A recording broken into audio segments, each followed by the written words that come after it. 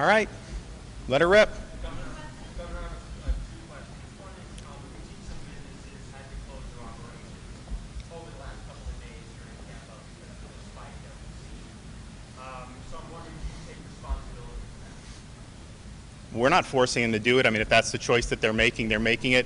I think that the folks, following the guidelines, people have been able to do it in ways that are low risk, and that's been pretty much the case since the beginning of May. And remember, we did the opening at the beginning of May, had very steady, manageable cases. We've obviously seen that turn lately, but we had a very quiet May, and I think everyone has to acknowledge that. My second question, sir, is we've seen the governor of Texas say that they're now going to pause their reopening. Is there any target to be 1%? Well, where we are. I mean, I'm not taking. I didn't say we're going to go on to the next phase.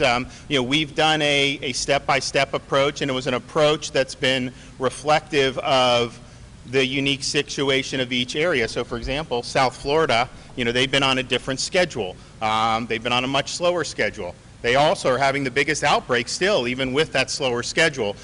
So that's the way, it's been done. We never anticipated necessarily doing anything different in terms of the next phase at this point anyways. So we are, we are where we are. Obviously, South Florida is where they are. I think the main thing is just for folks to, look, in May, if you remember, end of April, May, all the way through, coronavirus was relatively quiet in Florida. You had manageable cases. Our positivity rate was 4 or 5% consistently. We had nursing home outbreaks. We had issues we were dealing with. Obviously, we were testing all the nursing homes, very important. But then you got into kind of Memorial Day. You had a lot of protests for 2 weeks, and it kind of fell off the front pages. And I think that folks thought, hey, let's move on to the next thing. And I think we know that it's not something that just goes away. It's something that you got to understand, you got to live with. And I'm confident that people, if you follow guidelines, if you follow the instructions from the local and the state and the federal officials, you can do things in a low-risk way. But I do think that folks just, look, it's a natural human thing. You're having more contact, you're doing things. And so we've seen most of this case growth in those under 40 category. And look, they are less at risk, there's no doubt about it. They obviously want to be out there and be very, be more social. You can do little things that will make a difference. I mean, we have everyone, wearing a mask because they're not 6 feet, and so that's an appropriate thing to do. Obviously, avoiding really close quarters, particularly indoor with poor ventilation, that is going to be a situation where you're going to have more spread. Avoid big crowds. I know we have seen some big crowds, over the last few weeks, but the more you can minimize that, the better. And outdoors in Florida is better than the air conditioning in terms of the virus. There's just no doubt about it. The spread outdoors is minimal. If you're cooped up inside, you just tend to have more spread. The areas where we've probably had the most outbreaks have been linked to the home, where you have multi-generational families living. I know Manny's area down in Dade has seen that. And so that's just something that people should understand, that close, consistent contact. Now that you have some of the younger folks who are testing positive at higher rates, it's just important for folks in the upper age groups, whether you're a parent or a grandparent, to just understand that that's out there. Continue to take the proper steps and maintain the appropriate social distance. But if you look, the seniors here in Florida have done a tremendous job. I mean, we said from the beginning of March, limit as much contact as you can, avoid crowds. They have done that and then some, and obviously we need to keep doing that as we deal with, with some of the proliferation of these infections, but particularly with those younger cohorts. And keep in mind, you are seeing infection, the positivity rate grow, which obviously we want to turn that in the other direction. Some of what you're seeing, though, is the fact that this is mass testing regardless of symptoms. And the CDC even came out today and said they think there's at least 10 times as many people who have been infected than there are actual cases in this country. And I think that's consistent with pretty much every seroprevalence study that's been done. This is by and large, particularly for people under 60, an asymptomatic illness. Now, obviously, some people under 60 could have problems, but most of the people who are testing positive now are not developing symptoms and are not even present symptoms when they test. That was different from what we were doing in March and April, where you absolutely had to have symptoms. There just weren't enough tests to be able to do. If you had symptoms, and usually you had to be a certain age, you got the test. Now we're more of a mass testing. That is a good thing, because every asymptomatic case you identify, if they follow the precautions and isolate, then that can really lower the spread. Because if they're asymptomatic and didn't get a test, well, then they may go around, they may not think that they had it or doing it, and they could spread it to other people. So identifying a lot of asymptomatic folks can help us mitigate the spread of these areas. Yes, ma'am.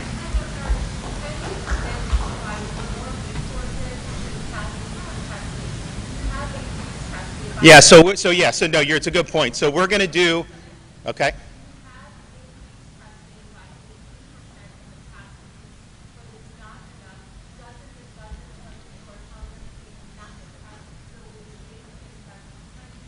Yeah, we are going to do more. So I spoke with the head of Bay Care. They're going to do a site at Tropicana Field. So we're going to support, if they need swabs, if they need support, we're going to do that. And then also some of our other drive-through sites, we've expanded the lanes so that people are able to get through. I mean, what happened was, I was going around in mid-late March begging people to get tested because we didn't have a lot of traffic going through these sites. And now, obviously, because it's more prevalent in the news in particular, people want to, which is a good thing.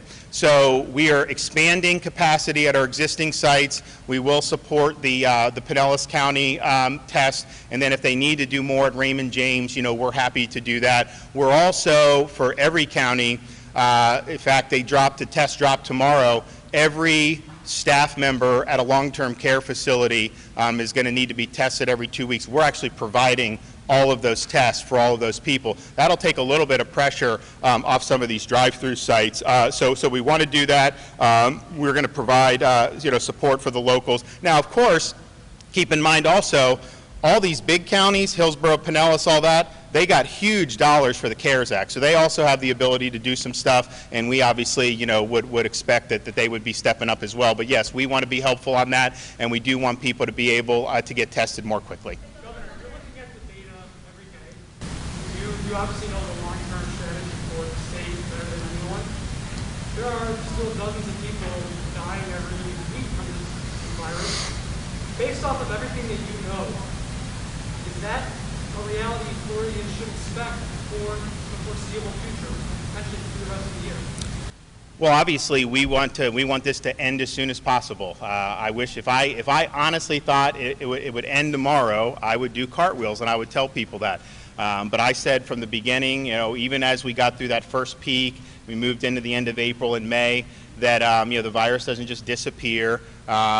Even when it's down, if since to the extent people thought maybe it comes back in the fall, there's still prevalence. I think throughout the whole year, and that's just the reality. So we're going to have to live with that. Now, I would say if you look at the COVID-related fatalities per capita, we've done much better than anyone predicted, and we have probably the most vulnerable population. Now, we still got a lot of work to do, obviously. Part of that is because of the focus on the long-term care facilities. Nationwide, it's thought that more than 50% of COVID-related fatalities have been residents of long-term care facilities. And if you look in Florida, in that under 55 age group, our case fatality rate is extremely low, and if you believe in the seroprevalence, which I do, probably 10 times as many people in that age group have actually been infected, and so the infection fatality rate is even lower. So just understand there's a major age difference. The comorbidities have an impact on that, and so the fatalities are really going to be a function of how good a job we can do protecting those vulnerable. We're putting forth huge resources on the testing of the staff. We've already either tested or at least offered a test to every resident of a long-term care facility. We've tested staff, and that's hundreds of thousands, I think. Probably 300-some thousand tests were done with that. So we've put an enormous amount of effort into protecting the most vulnerable, and we're going to continue to do that. But if you can tell me that we will not have a single nursing home outbreak, going forward, then I can tell you there will be fewer fatalities. If you tell me all of a sudden there's going to be 10 nursing home outbreaks, then that will lead, unfortunately, to more mortality. So understand where the risk of mortality is most acute, and focusing a lot of attention there, I think, is the best way to try to save lives. Yes, sir.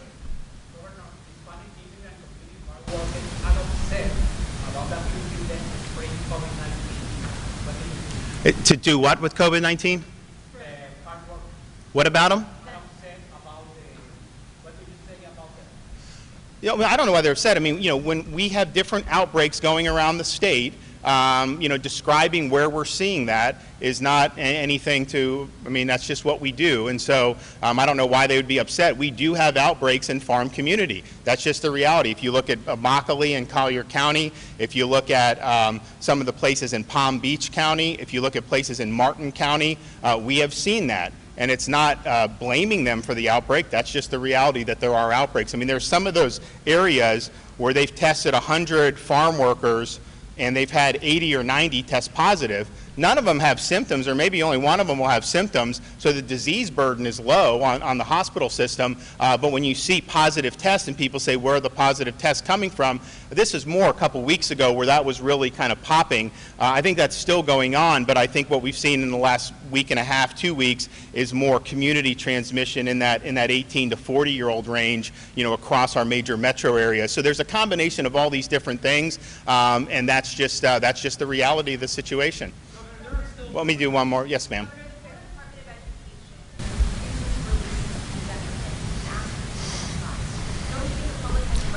Richard, you want to take that?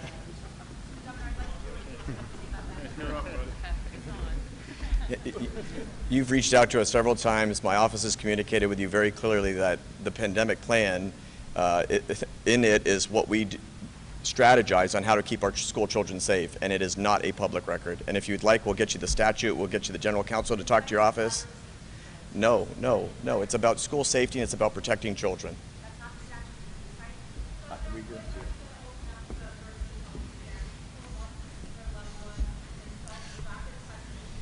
Well, so the question is about, so what we did in the middle of March is we restricted outside visitation to nursing homes and long-term care facilities, and then also imposed a prohibition on hospitals from discharging COVID-positive nursing home patients back to nursing homes, because obviously we didn't want it to spread and infect other nursing home residents. Now those are I think those are the right decisions to make, and I think that's contributed to us having fewer per capita fatalities in that community than some of the other states that had more blow-ups and had other policies. At the same time, and I understand there is a huge strain when you're told you can't have visitors.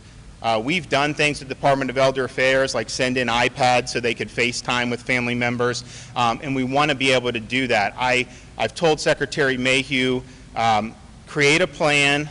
I want people to be able to go in. At the same time, I can't run the risk of someone having a visitor and then having 30 nursing home residents 10 days later having this virus. The cost is very high, so it's risky. Now, on terms of rapid testing, here's the problem with the rapid testing. You have one test that's 15 minutes that typically runs false positive at an unacceptable rate. Okay, so if you want to go in a nursing home, you may test negative or false negative. You may test negative on this. You may be infected. You go in. That obviously is not good. We have other tests that are 45-minute that have about 5% are false positives. So that's also bad, because imagine if you're just going somewhere, you get a false positive, and then you're told to quarantine for 2 weeks when you really don't even have the virus. So those rapid tests they can be helpful, but there's not enough accuracy to really say that that's something that we should hang our hat on. So that's been a concern of mine. Look, had we continued on our May and early June course, and I thought that the disease prevalence was low enough, we may have moved quicker to do it. but I want to see this disease prevalence, I want to see the positivity rate go down before we start. We have over 4,000 facilities in Florida. It isn't like if we just had 5 big super centers, then we could put infrastructure around there. But there's no way the state's going to be able to be at every one of these. I mean, you're going to have certain guidelines, and those guidelines are going to have to follow. And even with all we did to stop visitation and to have screening of the staff and everything, you still had, we still had infections. And so it's a really, really difficult thing. Yes, ma'am. Well, she's going to ask one behind you.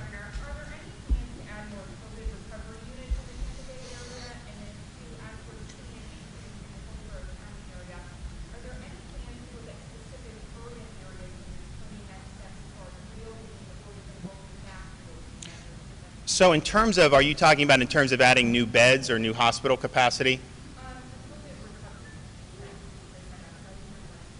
Yeah, okay, so that's different. So, so what we did, it's interesting, remember back in March when everyone said we needed to flatten the curve. If you go up, the hospital system would be stressed, you may overwhelm it, and that would cause excessive deaths. If you flatten the curve, you can avoid that, but what a lot of people don't remember is you still have the same number of infections, they're just spread out over a longer period of time. So our peak before was much lower than a lot of the other states like the Northeast, for example. But as we see, I think a lot of the states that had lower peaks are still seeing cases. Really the whole Sun Belt is seeing this. And so that means that you have infections you got to deal with, obviously hospital, but we are much better prepared to deal with this. I mean, we have therapeutics like remdesivir. We have a massive testing infrastructure. Everyone that goes into a hospital now can get tested like that, and they are doing that. When my wife and I, we had a baby at the end of March. My wife didn't get tested. There weren't enough tests to go around to do that at the end of March. Now, if you go in to have a child, you have an elective procedure, they're all doing that. One of the things that we are way better off on today than we were in March and April is we now have a series of skilled nursing facilities that are COVID only. And so if you have an outbreak at a nursing home, maybe you have 2 residents that test positive, but they're not, it's amazing, some of these residents will test positive and they're asymptomatic. So maybe you don't need to send them to the hospital, but you do need to get them out of the nursing home so it doesn't spread. Well, now you have these COVID-only facilities where you can take them, have a safe place. Obviously, everyone in there has COVID, so there's no worry about the spread. And the same thing if they're in the hospital and then they become medically stable, you have a place to be able to remove them. So what the Tampa Bay area has been using is our Polk County facility, and that has a decent number of beds. I know Secretary Mayhew would like to have one in the Tampa Bay area closer. We haven't been able to necessarily nail down, because obviously you have to have the proper facility. You got to get somebody who's operating it. Sometimes that'll be a contractor. Sometimes Dolphin Point in Jacksonville, that was just going to be a regular nursing home, but it came online right as COVID was hitting. So Secretary Mayhew said, hey, contract with us and do COVID only, and they did it. Lee Health is running one in, they have a COVID recovery now in Fort Myers, which is run by a hospital, and then you have some others who were basically nursing facilities that have transitioned. So I think it's a really good tool to be able to prevent outbreaks amongst the most vulnerable, but then have places to put medically stable. So if there was an opportunity and we had the right facility, we knew it could be run, the state would absolutely be there with money and resources to be able to support it without question. Thanks, guys.